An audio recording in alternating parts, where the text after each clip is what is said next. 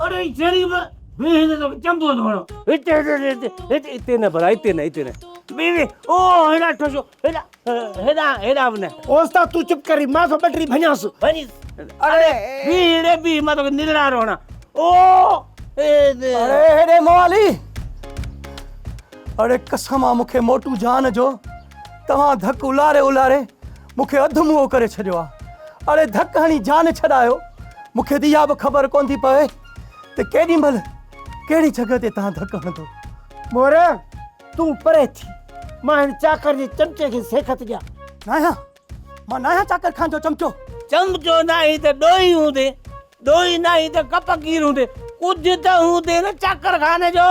मवाली मञा थो मां रेस वटि 3 साल मुलाज़िम हुयुसि।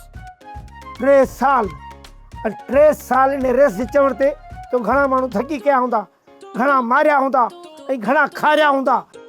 मवाली पहिरीं ॻाल्हि इहा त रेस चाकर खान अहिड़ो माण्हू ई न आहे जो हरू भरू माण्हू माराईंदो हुते।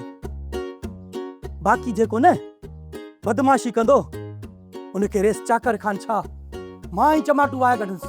बदमाशी मां तो के चमाट हणा ॾिसा तूं छा थो करी कर बदमाशी कर ख़बर पई। मवाली ही हथ खोल त मां तोखे ॾसां त कीअं बदमाशी कबी आहे। कीअं कबी आहे इन ते उस्ताद जलाल जो कलाम आहे ॿुधाए।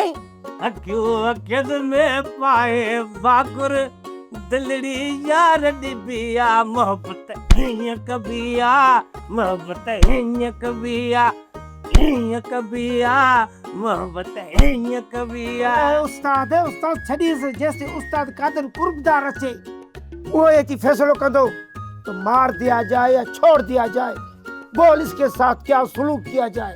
अरे मवाली मार दिया जाए या छोड़ दिया जाए अरे अकुल अथव या गाह चरण वियो अथव। अरे तू असांजे वॾे लाइ त चई त गाह चरण वियो आहे फकई लपड़ मोरे उस्ताद कादर लाइ कोन थो चवे त गाह चरण वियो आहे असांजो अकुल गाह चरण वियो आहे। ओ मवाली मूंखे कसम आहे मोटू जान जो।